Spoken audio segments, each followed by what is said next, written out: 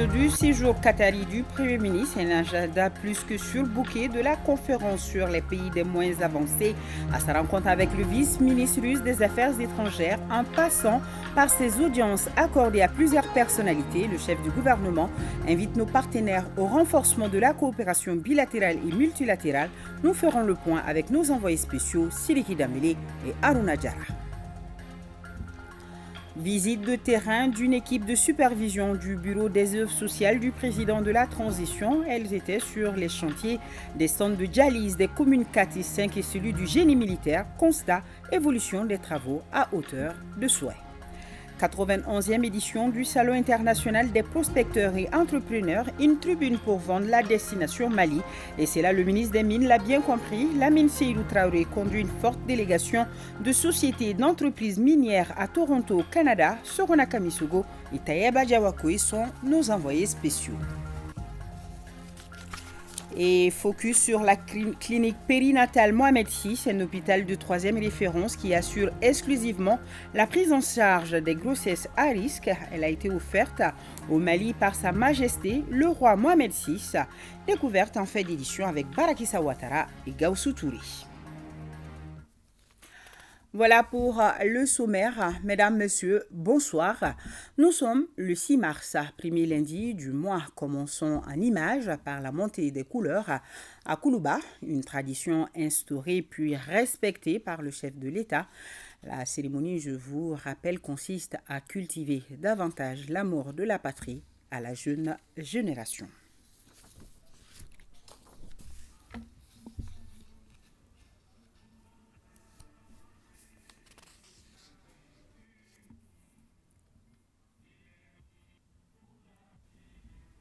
Chaque premier lundi du mois, montée des couleurs à Koulouba.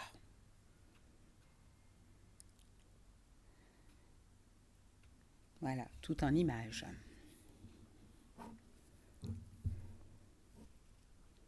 C'était ce matin donc à Koulouba, la montée des couleurs. Le Mali, bel et bien présent à Doha, au Qatar. Voyons cette rencontre de taille du Premier ministre avec le vice-ministre russe des Affaires étrangères. Rencontre au cours de laquelle les deux personnalités ont réaffirmé leur convergence de vues sur la politique de la transition et leur engagement à renforcer davantage la coopération bilatérale. Je vous propose d'écouter les réactions des deux personnalités, le ministre russe et le Premier ministre. À l'issue de cette audience, ils sont au micro de nos envoyés spéciaux à Doha, Siliki Damele et Aruna Diarra. Entre les séances plénières et les tables rondes, le Premier ministre multiplie les audiences avec des représentants des pays amis et partenaires du Mali. Rencontres au cours desquelles l'accent est mis sur le renforcement de la coopération bilatérale. Ainsi, la première personnalité rencontrée est le ministre qatari du Travail. Il a surtout été question entre les deux personnalités de la finalisation de la convention pour permettre à des jeunes Maliens de venir travailler au Qatar dans des conditions requises. Autre personnalité reçue par le Premier ministre, c'est son homologue togolais, Victor Tomega Dogbe. Rencontre fraternelle et amicale au cours de laquelle Madame le Premier ministre a salué la dynamique de la transition malienne. Nos deux pays partagent les mêmes réalités. Nous avons les mêmes défis sur le plan sécuritaire, sur le plan économique, sur le plan social. Et nous avons intérêt tous à partager nos expériences et également travailler en bonne entente et voir de la prospérité de nos populations. Et vous savez, nous sommes ici à Doha justement pour échanger sur la meilleure manière de tirer profit de l'énorme potentiel de nos pays, pour pouvoir accélérer la croissance et assurer une prospérité partagée dans nos pays. Nos pays ont des ressources énormes, je l'ai dit au Premier ministre. Nous avons la population qui constitue déjà une richesse, la jeunesse de la population. Nous avons des ressources agricoles, minières énormes. Et nous avons également des ressources humaines de qualité. Nous avons la possibilité de transformer ce que nous avons. Aujourd'hui, ce qui est recommandé à tous les pays, c'est de voir comment nous pouvons transformer ce potentiel en prospérité et pouvoir assurer le partage équitable de cette prospérité. De son côté, le Premier ministre a vivement salué le Togo pour son soutien et sa bonne lecture de la situation du Mali. Le principal défi est le défi sécuritaire. L'insécurité concerne tout le Sahel et tous les pays africains.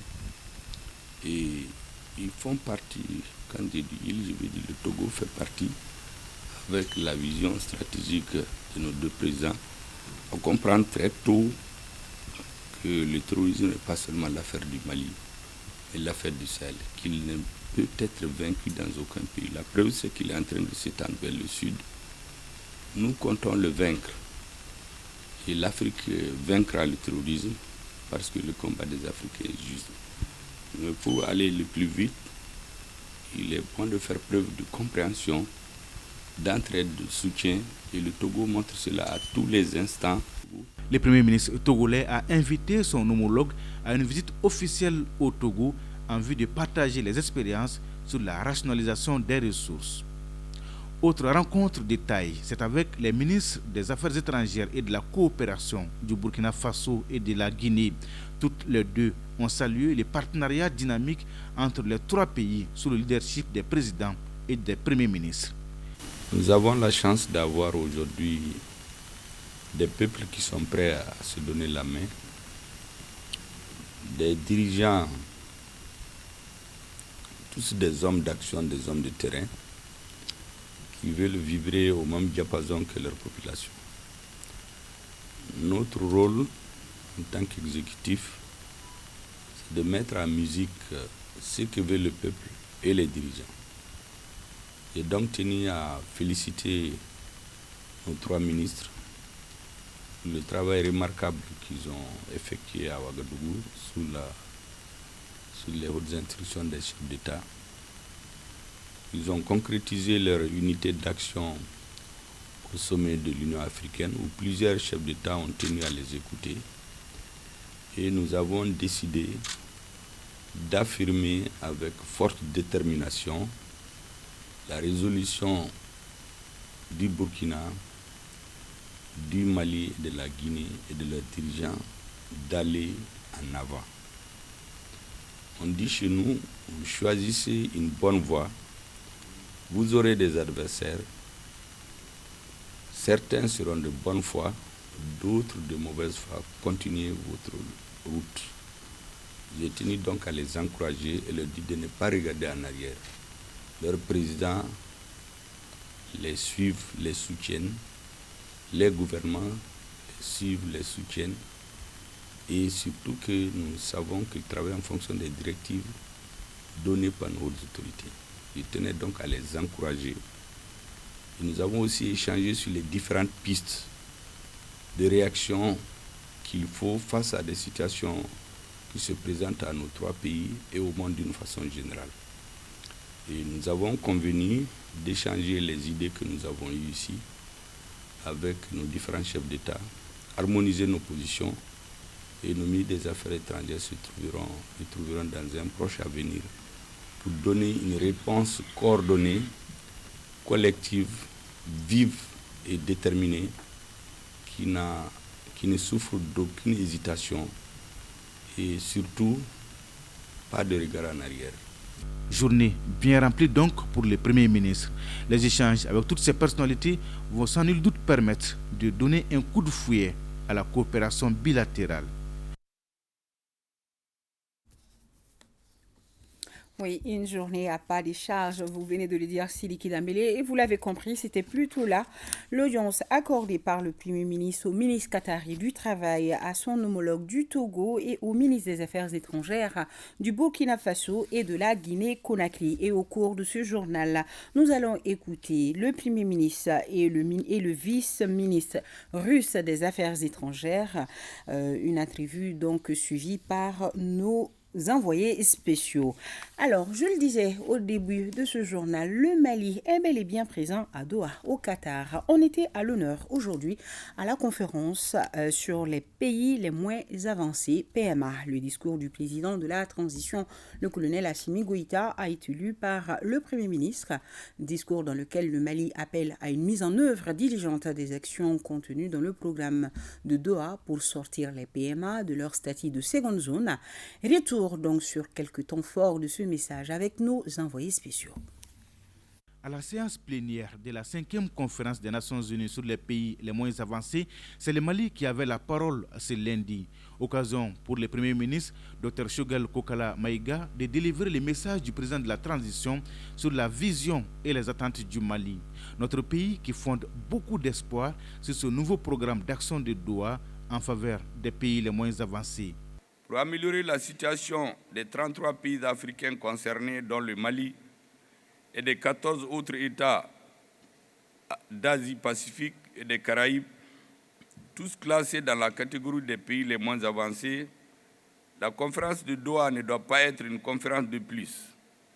Et le plan d'action qui en résulte ne doit pas être non plus un catalogue d'intentions qui demeurera un vœu pieux. Le programme d'action de Doha englobe 6 domaines prioritaires, dont l'investissement dans le capital humain, le renforcement du système de protection sociale, la consolidation de la paix pour favoriser le développement durable. Des actions qui cadrent parfaitement avec les priorités du Mali. Les paiements n'ont besoin ni de commisération des plus grands, ni d'aumône, encore moins d'assistance qui les maintiendrait dans une dépendance continue. Ils ont besoin, assurément, de partenariats robustes, de solidarité active et de justice. Ils ont besoin en particulier de justice dans les règles du commerce international et dans la gouvernance économique mondiale, afin d'améliorer leur indice de développement humain, d'améliorer la pauvreté conformément à l'objectif du développement durable et enfin d'asseoir les conditions d'un développement durable et d'un bien-être partagé pour leur population. Dans cette optique, le nouveau programme d'action adopté en mars 2022 à New York doit bénéficier d'un soutien franc et d'un financement ambitieux à la hauteur des défis auxquels les PMA sont confrontés. Dans son message, le Premier ministre n'a pas manqué d'appeler à une mise en œuvre rapide du programme d'action décennal de Doha, condition sine qua non pour améliorer la vie des citoyens.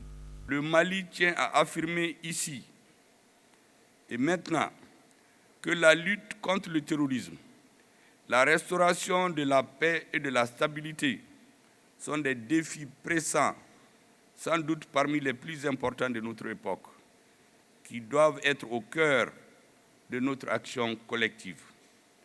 Conscient de l'importance de relever ces défis, si nous voulons construire des États stables et des sociétés pacifiques, le Mali a entrepris, sous mon autorité, d'importants efforts à enrayer le terrorisme et l'insécurité, ainsi que les trafics illicites.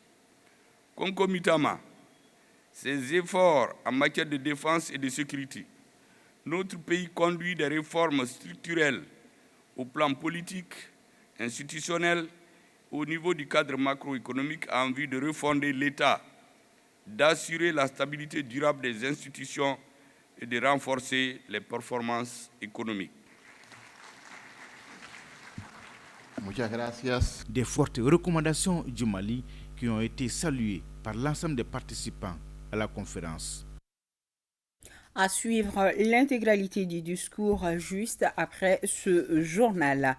Le Mali à Toronto, au Canada, avec la présence d'une forte délégation conduite par le ministre des Mines, de l'Énergie et de l'Eau, Lamine Seydou Traoré. Tous prennent part à la 91e édition du Salon international des prospecteurs et entrepreneurs, une tribune bien indiquée pour vendre la destination Mali et attirer plus d'investisseurs. Cette année, 30 000 professionnels du secteur minier venant de 130 pays participent à ce salon. Le Mali y est avec une dizaine de sociétés et entreprises minières. Envoyés spéciaux, Sorona Kamisogo, Taïeb Adjawakoui. Faire du Mali une destination sûre pour les investisseurs miniers, c'est l'ambition affichée par les autorités maliennes. Une ambition que le ministre en charge des mines détaille à la tribune de la 91e édition du Salon international des prospecteurs et entrepreneurs PDIC, une occasion privilégiée pour présenter aux partenaires les potentialités minières du Mali. Le secteur minier au Mali est un creuset de ressources, regorge d'importantes ressources minérales. Mais malheureusement, pour le moment, ce que les gens savent, c'est seulement l'or, parce que l'or reste vraiment la seule ressource qui est exploitée à grande échelle. Le Mali, dans les 5 années à venir, sera en tout cas l'une des 2 premières puissances en matière de production de lithium. À côté du lithium, nous avons d'autres ressources comme le diamant, le fer, le manganèse, pour ne citer que ceci.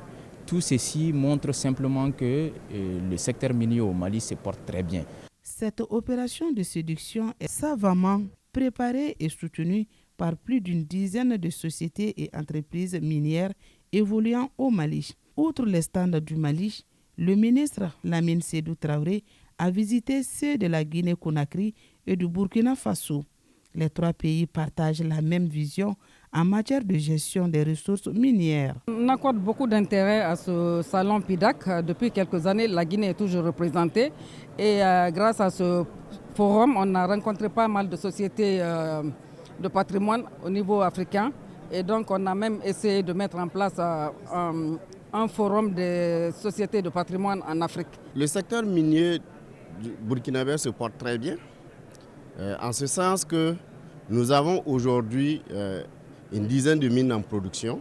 Nous avons entrepris des réformes pour mieux revoir les textes qui régissent ce secteur afin de nous assurer que désormais on arrive à assurer un équilibre financier et un équilibre social pour donc le secteur minier. C'est une évidence. Le secteur minier constitue l'une des mamelles de l'économie malienne. Si on regarde le secteur minier au Mali, c'est 70% des exportations, 25% du budget national, des recettes d'État et plus de 10% du PIB. Nous sommes prêts à travailler avec l'ensemble du monde. Donc non seulement le Mali n'est pas isolé, mais en plus, il fallait venir vraiment rassurer les investisseurs qui sont déjà présents en masse. Contrairement aux idées répandues à tort, les zones minières n'ont jamais été en proie à l'insécurité. Et par-dessus tout, le Mali a fait en sorte de mettre en œuvre un code minier assez attractif qui garantit vraiment la sécurité juridique des investissements. L'édition 2023 du Salon international des prospecteurs et entrepreneurs regroupe 30 000 professionnels du secteur minier venant de 130 pays, dont le Mali. Retournons à Doha pour voir cette autre rencontre de taille du Premier ministre au forum de Doha. C'est celle avec le vice-ministre russe des Affaires étrangères, rencontre au cours de laquelle les 2 personnalités ont réaffirmé leur convergence de vues sur la politique de la transition et leur engagement à renforcer davantage la coopération bilatérale. Je vous propose d'écouter les réactions des 2 personnalités, le ministre russe et le Premier ministre, à l'issue de cette audience au micro de nos envoyés spéciaux. Le plaisir d'être reçu par monsieur le Premier ministre et nous avons eu un entretien très important qui évidemment nous a permis de procéder à l'analyse de nos relations bilatérales et je suis certain que ces relations se développeront davantage dans tous les domaines et ceci, c'est une conviction de Moscou que nos intérêts coïncident et nous pouvons aller de l'avant sur le plan politique mais aussi sur le plan de la coopération économique bilatérale. Nous avons passé en revue l'ensemble de la coopération de la Russie avec le Mali. J'ai insisté auprès de mon homologue russe qu'au Mali aujourd'hui, nous avons fait nos choix. Ces choix s'articulent autour de 3 principes que j'ai systématiquement édictés dans tous les discours, répétés pour que ça soit une ancienne. Le Mali aujourd'hui détermine sa coopération avec qui que ce soit sur la base de ces principes-là.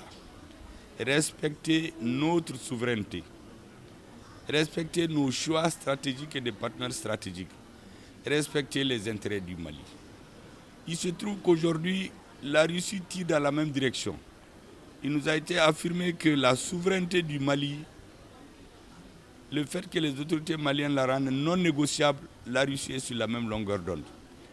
Dans la lutte contre le terrorisme, j'ai rappelé que la Russie a été l'une des grandes victimes du terrorisme. Il y a une décennie, on se rappelle 10-20 ans, des grands attentats à Moscou, à Saint-Pétersbourg, dans les écoles, dans les centres de santé. Aujourd'hui, notre ennemi principal dans le Sahel et au Mali en particulier, c'est la lutte contre le terrorisme. Donc cette expérience des Russes dans la lutte contre le terrorisme est très utile pour le Mali. Ensuite, la Russie est une puissance militaire. Tout ce dont nous avons besoin pour lutter contre le terrorisme, une bonne partie de nos besoins, on peut les trouver en Russie. Nous avons entendu aussi nos amis russes sur la même longueur d'onde que nous, c'est-à-dire nous devons de plus en plus coopérer au niveau du système des Nations Unies. Il y a des gens qui amènent des genres d'embargo contre le Mali qui sont systématiquement bloqués par les amis du Mali, parmi lesquels la Russie. Ils sont aussi très enchantés que nous sommes ensemble pour éviter cette bataille diplomatique souvent contre la Russie. Nous avons les mêmes positions. Et je l'ai dit que notre lutte contre le terrorisme, contre l'injustice, pour un rééquilibrage des relations internationales, elle sera forcément gagnante. Parce que notre cause est juste. La cause de nos peuples est juste. Nos peuples sont déterminés. Ils avaient besoin d'avoir un bon leadership. Et aujourd'hui, nous avons le président Assimi Goïta et le président Vladimir Poutine qui regardent dans la même direction sur ces questions. Donc, nous sommes en parfaite harmonie. Et je crois que les partenaires russes et nous sommes tous très contents. On est sortis satisfaits de cette audience, qui est aussi une audience préparatoire à la grande visite que le peuple russe attend du peuple malien, le président russe attend du président malien. Une visite préparatoire aussi, en plus de cela, à la visite du président du Conseil national de transition en Russie. Tout cela participe de la préparation de la visite du chef de l'État qui, je pense, sera l'apogée contemporaine de nos relations bilatérales entre le Mali et la Russie. Voilà. Revenons au Mali, suivons la visite de terrain d'une équipe de supervision du Bureau des œuvres sociales du président de la transition. Elle était sur les chantiers des centres de dialyse des communes 4 et 5 et celui du génie militaire. Constat, évolution des travaux à hauteur de souhait, nous précise Abdulkarim Kabara. Sur un délai d'exécution de 120 jours, les chantiers de construction des centres de dialyse sont presque terminés. D'abord, en commune 4 du district de Bamako, le centre de dialyse de l'hôpital du district sanitaire est à un bon niveau. L'évolution est satisfaisante parce qu'au vu quand même du dernier rapport, n'est-ce pas, de la réunion tripartite avec tous les acteurs de suivi, vraiment la réalisation est à un niveau souhaitable, un niveau attendu si on peut le dire. Parce que la livraison en matériaux est satisfaisante et l'évolution également de l'élévation est à un niveau satisfaisant. Donc, parce que dans la prévision, il est prévu que le béton soit fait cette semaine. Au 34e régiment du génie militaire, la construction avance. Les ouvriers sont au four et au moulin. Les travaux se déroulent normalement. Nous sommes en train de suivre ça depuis le départ. Nous sommes avec les équipes techniques qui sont dans le même domaine.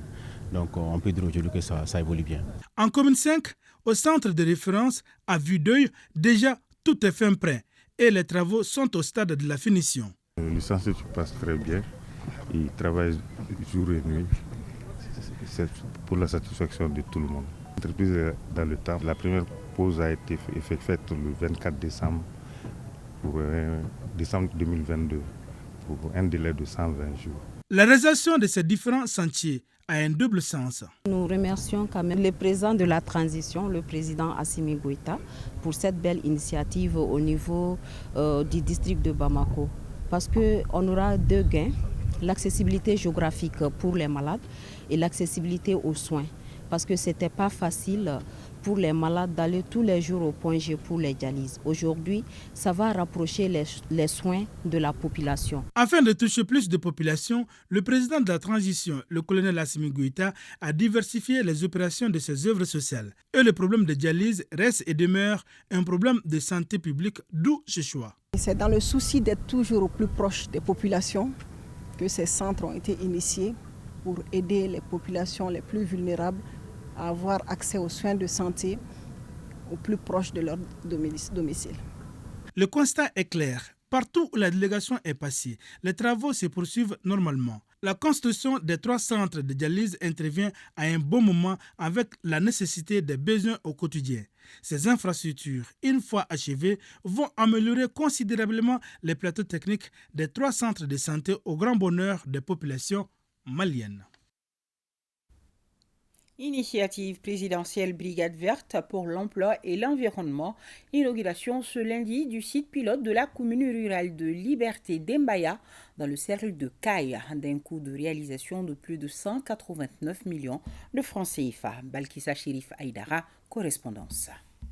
Aménagé sur 110 hectares, le site pilote de la commune rurale de Liberté d'Embaya constitue la première étape de la série de remises de sites dans le cadre de l'initiative présidentielle Brigade verte pour l'emploi et l'environnement à travers les régions de Caille et Nioro du Sahel. Au total, ce sont 3000 hectares qui seront aménagés dans les 2 régions. Madame, Monsieur le ministre, aussi voudrais-je vous rassurer que ces projets bénéficient de notre attention toute particulière et ces réalisations feront l'objet de suivi spécial pour l'atteinte des objectifs fixés. Le projet multidimensionnel Brigade verte pour l'emploi et l'environnement contribue à travers le reboisement à la régénération et à la restauration des terres dégradées en favorisant des actions de promotion d'emploi pour les jeunes et les femmes, d'où la présence des ministres en charge de la jeunesse et de la promotion de la femme. Le projet prévoit la réalisation d'aménagements des terres avec une main-d'œuvre de 3000 jeunes. Les localités concernées étant réputées être des zones à forte migration, le projet va s'ouvrir aux candidats au retour afin de minimiser l'exode rural des jeunes. Les organisations des femmes ne sont pas oubliées du projet et il est bien de les souligner à la veille de la journée mondiale de la femme du 8 mars.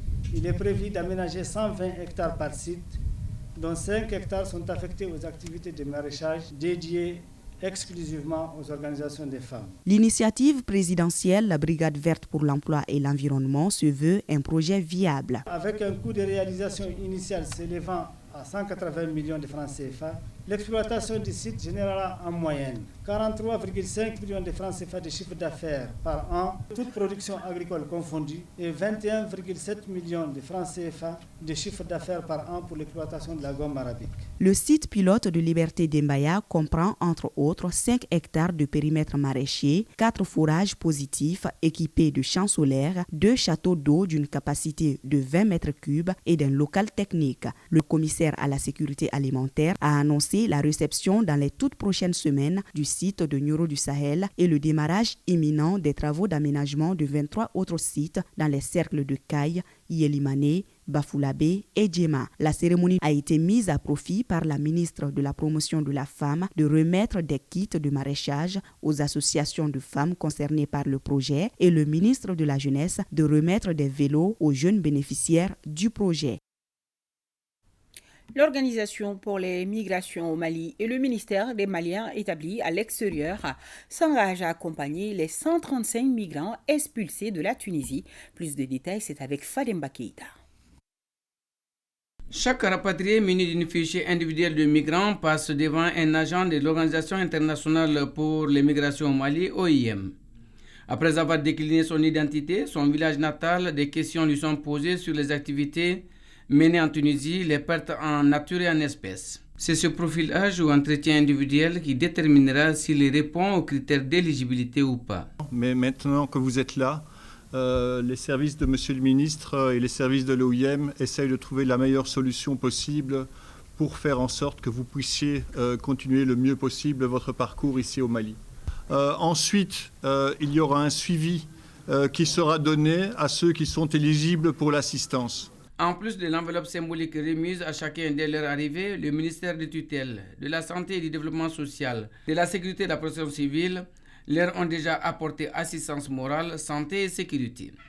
L'accompagnement financier proportionnelle et les profils de formation souhaités résulteront du profilage en cours. Je suis venu à la maison des migrants pour d'abord faire le point de leurs conditions d'accueil ici et puis voir comment est-ce que nous avons déjà commencé le profilage et c'est pour voir comment est-ce qu'on peut les aider à se réinsérer socialement et même économiquement dans le tissu social du pays. Les 135 migrants venus Bredouille font espoir sur les autorités sans lesquelles il resterait entre la vie et la mort en Tunisie. Je m'ai dit que l'ambassade de Mali en Tunisie, ils ont fait pour nous quand même. Mais on veut toujours, ils n'ont qu'à appuyer encore ceux qui sont derrière pour qu'ils puissent rentrer au pays. L'OIM, Organisation internationale pour les migrations au Mali, et l'État leur promettent l'accompagnement et l'insertion indispensables pour que cette mésaventure soit un triste souvenir. Et nous avons ces communiqués. On commence d'abord par celui de l'Union nationale des travailleurs du Mali, UNTM.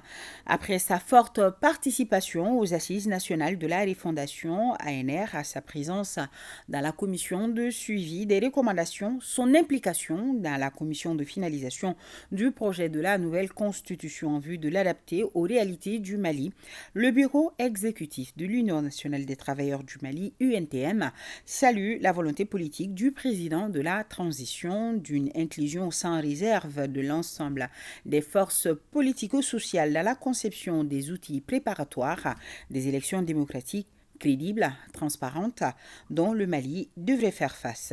Le bureau exécutif de l'UNTM affirme solennellement son adhésion sans réserve aux dispositions pertinentes à l'issue de la finalisation du projet de constitution marqué par des réformes et réformulations convenables pour le Mali. Le bureau exécutif de l'UNTM demande à toutes ces structures de soutenir totalement les initiatives de rénovation politique, démocratique, économique et sociale. Et nous avons cette lettre de félicitations de l'Ordre des huissiers commissaires de justice du Mali. Le bureau de l'Ordre des huissiers commissaires de justice du Mali a suivi avec un grand intérêt la remise solennelle à son Excellence le colonel Assimi Goïta, président de la transition, chef de l'État, du projet de nouvelle constitution par la commission de finalisation. Le bureau de l'Ordre des huissiers commissaires de justice du Mali félicite les membres de la commission de finalisation du projet de nouvelle constitution pour le travail considérable qu'ils ont accompli en un temps record. Ce projet de nouvelle constitution permet sans nul doute de combler les insuffisances constatées dans la constitution en vigueur. Le bureau de l'Ordre des huissiers commissaires de justice du Mali adhère au projet de nouvelle constitution et reste disposé à apporter sa contribution pour le bon déroulement des élections référendaires prochaines. Le bureau de l'Ordre des huissiers commissaires de justice du Mali apporte son soutien constant aux autorités de la transition et contribuera pleinement au processus d'adoption du projet de nouvelle constitution. Une bonne nouvelle pour tous ceux qui se sont fait voler leurs valises à l'aéroport international président Modibo Keïta, c'est nous. Les malfrats ont été mis aux arrêts aujourd'hui par la police spéciale de l'air et des frontières, un réseau qui vient d'être démantelé ainsi, suivant les explications de Jules Sambou-Sissoko. 2 agents d'un service chargé de la sûreté à l'aéroport international président Modibo Keïta Sénou, qui dérobaient des objets à forte valeur marchande et des valises des voyageurs, ont été arrêtés et le réseau démantelé par le commissariat spécial de la police de l'air et des frontières, en bonne intelligence avec toutes les structures de sécurité. Ils sont tous agents chargés du contrôle des bagages à l'arrivée à l'aéroport international président Modibo Keïta Sénou. Le premier est contrôleur, le second fait partie de l'équipe qui évolue au niveau du terminal 1. Il se téléphone à l'arrivée des vols et se retrouve en face des tapis. Le contrôleur, c'est lui qui enlève les bagages des tapis, des bagages ciblés. Il les enlève des tapis pour les mettre sur le chariot et son second le pousse pour les faire sortir à travers le poste d'inspection filtrage secondaire de la douane. Donc celui qui enlève se retrouve à l'arrivée pour faire un simulacre de contrôle pour les acheminer en ville à l'aide d'un taxi. La sécurité et la sûreté dans les aéroports du Mali sont une priorité et une préoccupation au quotidien conformément aux instructions des autorités de la transition. C'est vrai que depuis quelques années, il est enregistré des plaintes de passagers sur la spoliation ou la perte de leurs bagages au départ et à l'arrivée de l'aéroport international président Modibo Keïta Sénou. En notre prise de fonction en 2020, nous avons reçu des instructions fermes et claires des plus hautes autorités pour circonscrire ce phénomène et y mettre fin. L'objectif étant connu et bien fixé, nous nous sommes donné les moyens humains et matériels pour accomplir la mission. Une trentaine de bagages retrouvés auprès de receleurs complices de ces gens-là, mis également aux arrêts. Les investigations continuent pour identifier et mettre en nu d'éventuelles complicités et implications non encore élucidées. Les malfrats qui sont hors d'état de nuire vont être remis aux autorités judiciaires compétentes pour subir la rigueur de la loi. À présent, ces chiffres, 153 terroristes neutralisés, 79 autres interpellés en février 2023 par les FAMA, 7 véhicules et 46 motos récupérés, 7 morts et 24 blessés dans le rang des FAMA enregistrés. Ces informations ont été données lors du traditionnel point de presse animé par la Direction générale de l'information et des relations publiques des armées. Le point de presse donc a été suivi par Batraouli.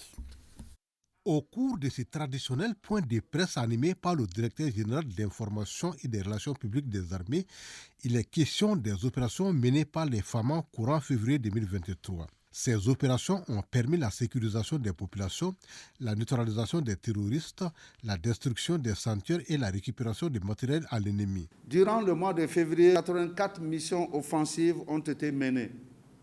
Il s'agit de 23 opérations aéroportées, 36 missions de reconnaissance offensive, 16 missions de frappe aérienne, 6 missions de frappe de drone et 3 opérations de frappe d'artillerie. Les opérations exécutées sont entre autres dans les régions de Mopti et Douanzan, la région de Badiagara, les régions de Nara et de Kita. Ces différentes opérations ont donné des résultats concrets. En termes de terroristes neutralisés, il y en a 153. En termes d'interpellation, il y a 79. En termes de saisie ou de destruction d'armes, il y a 2 PKM, il y a 74 PM, il y a 2 LRAC et il y a 20 fusils de chasse. En termes d'engins récupérés ou détruits, nous avons 7 véhicules et 46 motos. En termes d'engins explosifs improvisés détruits, nous en avons détruit 15 et en termes de bases détruites, on en a détruit 15 également. Et les FAMA, ce dernier mois, ont eu 24 blessés et 7 morts malheureusement. Au-delà de ces bilans, l'intervention des FAMA a permis aux populations de récupérer certains de leurs biens qui avaient été retirés de force par les terroristes. Bétail récupéré. Il y a plus d'une centaine de têtes de bovins récupérées après une course-poursuite contre les terroristes ayant enlevé des bétails dans des villages voisins des Tessites. En termes de récupération de zakat, il y a 49 sacs de 100 kg et 4 sacs de 50 kg de riz qui ont été récupérés auprès des terroristes. En termes de véhicules escortés, les FAMA ont escorté pour le mois de février dernier 112 véhicules, dont 105 véhicules escortés sur l'axe Gao-Labezaka-Gao et 7 sur l'axe Menaka-Gao. Le directeur général de la DIRPA a enfin souhaité une bonne collaboration en termes d'information entre les populations locales et les FAMA.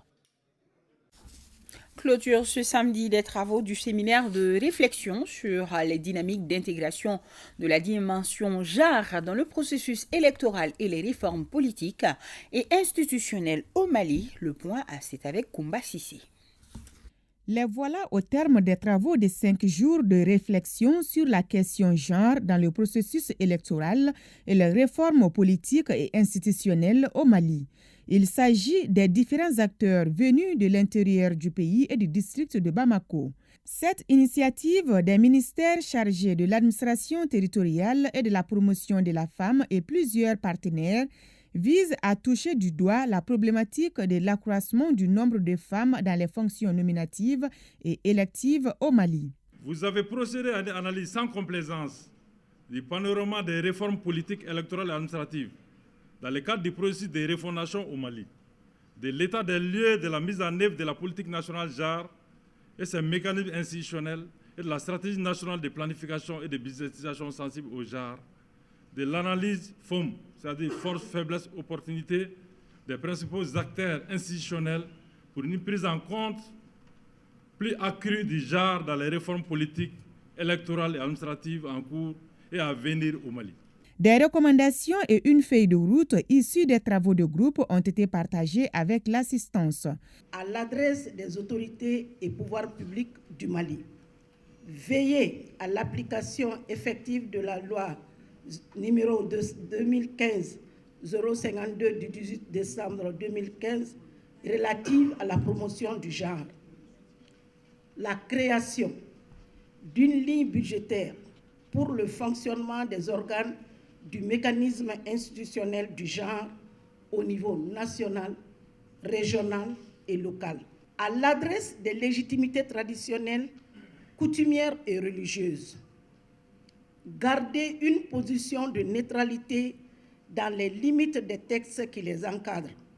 Les organisateurs de ce séminaire et leurs partenaires s'engagent à suivre de près ces plaidoyers pour qu'enfin les femmes puissent définitivement bénéficier de leurs droits relatifs à l'accès aux postes nominatifs et électifs. Et il fallait plutôt lire à Sayon Doumbia et non Sayon Kamara, le secrétaire général du ministère de la Promotion de la Femme.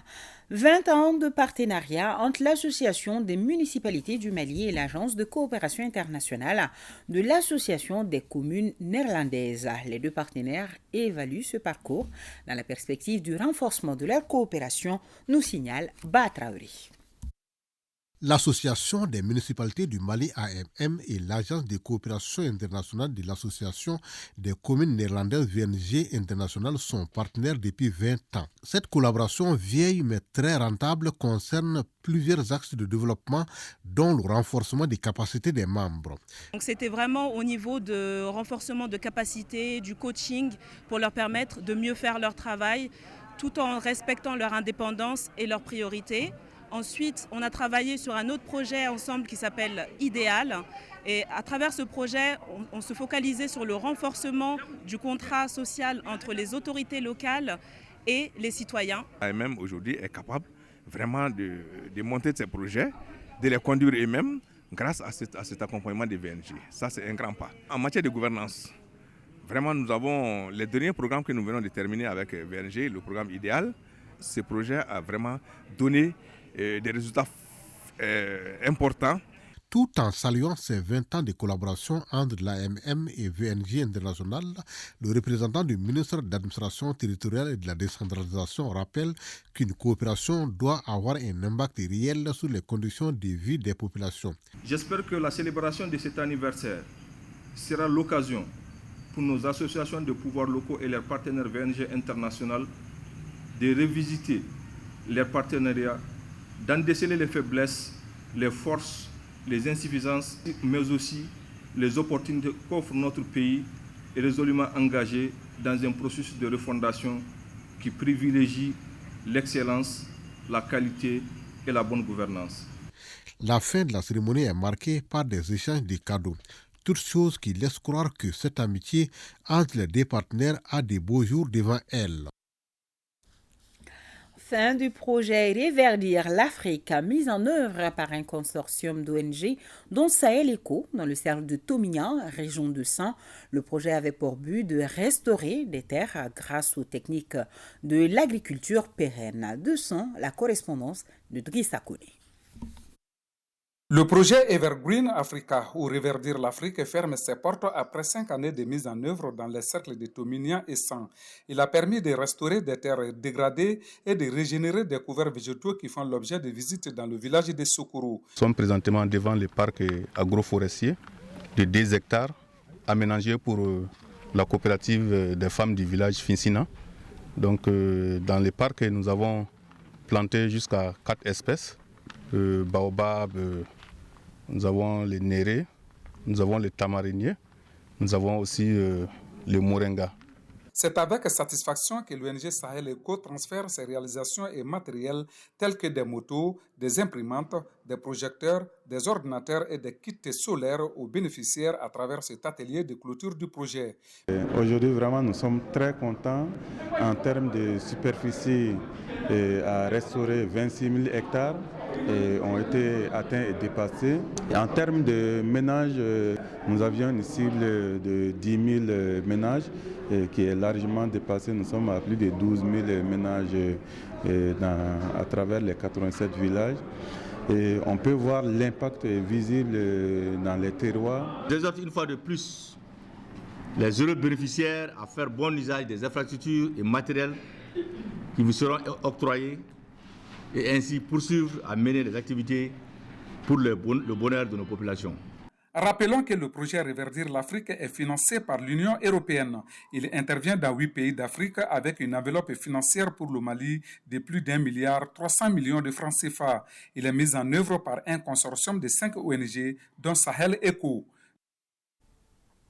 Focus sur la clinique périnatale Mohamed VI, un hôpital de 3e référence qui assure exclusivement la prise en charge des grossesses à risque. Située à Sébenikoro, la structure purement publique a été offerte au Mali par Sa Majesté le roi Mohamed VI. On découvre tout cela avec Barakissa Ouattara et Gaussou Touré. La clinique périnatale Mohamed VI est loin d'être un établissement privé. La structure sanitaire a été gracieusement offerte au Mali par le roi marocain Mohamed VI. Elle a pour mission la prise en charge des grossesses à risque. La clinique est chargée de la mise en œuvre de la politique nationale de la santé dans le domaine de la santé de la maman, de l'enfant et du nouveau-né.